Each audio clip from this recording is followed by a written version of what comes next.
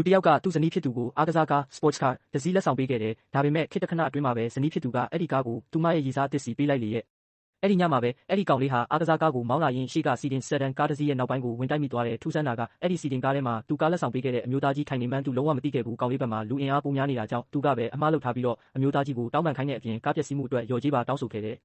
အမျိုးသားကြီးကအားကစားကားကိုကြည့်လိုက်တော့သူဒီမနက်တင်ဝယ်ပေးထားတဲ့ကားမှတ်မိသွားတယ်ဒါပေမဲ့ဒီကားကဘာလို့ဒီနေရာရောက်နေတာလဲဆိုတာသူနားမလည်နိုင်ဖြစ်နေတော့မှပဲကောင်လေးကပြုပြင်ခါထော်လာ3တန်းပေးလျော်ကိုအတင်းကျပ်တောင်းဆိုလာတော့တယ်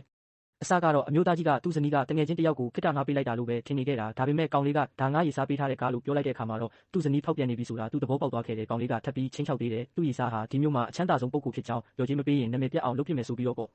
ဒါကိုကြားတော့အမျိုးသားကြီးတကယ်ကိုဒေါသထွက်သွားတယ်အမှန်တော့သူကိုယ်တိုင်ကသာဒီမျိုးရဲ့အချမ်းသာဆုံးတထေးကြီးဖြစ်ပြီးသူ့ဇနီးကသူ့နာမည်ကိုအလွဲသုံးစားလုပ်ပြီးစိတ်ထင်တိုင်းကျမ်းနေတာပါအလှည့်အပြောင်းနဲ့အရှက်ရမှု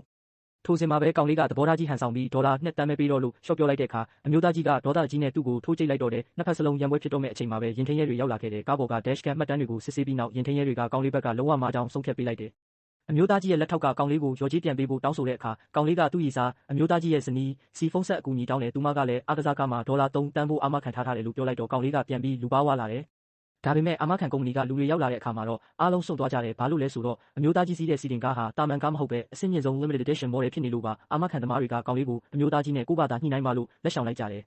ကောင်လေးကဒေါ်လာ2သိန်းကိုရော်ကြီးအဖြစ်ပေးလိုက်ပေမဲ့အမျိုးသားကြီးကတော့ဒီပတ်စံကကားရှိမီတစ်လုံးဖိုးတော့မရှိဘူးလို့ပြောလိုက်တယ်အနာကလူတွေကအမျိုးသားကြီးကိုငွေညစ်နေတယ်လို့ထင်နေကြတော့မှပဲအာမခံသမားတွေကအရှိကိုအရှိတိုင်းပြောပြလိုက်ရတယ်ဒီကားကတစ်ကမ္ဘာလုံးမှာအနည်းငယ်ပဲရှိတဲ့ဒေါ်လာ10တန်းတန်ကားကြီးပြတဲ့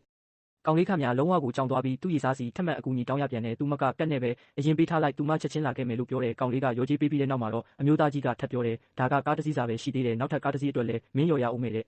ကောင်လေးကနားမလည်နိုင်ဖြစ်နေတော့မှပဲအမျိုးသားကြီးကအားကစားကားရဲ့ပိုင်ဆိုင်မှုစာချုပ်ကိုထုတ်ပြလိုက်ပြီးဒီကားကလည်းငါကားပဲလို့ပြောလိုက်တယ်ကောင်လေးကဒါကိုအတုလို့ထင်နေတော့မှပဲသူ့ရည်စားဇနီးဖြစ်သူရောက်လာခဲ့ပြီးသူမရဲ့ချစ်သူကိုအနိုင်ကျင့်နေတဲ့သူဟာဘယ်သူမှမြင်လိုက်ရတဲ့အခါမှာတော့တကူလုံးတုံရင်ပြီးမြင့်တက်သွားပါတော့တယ်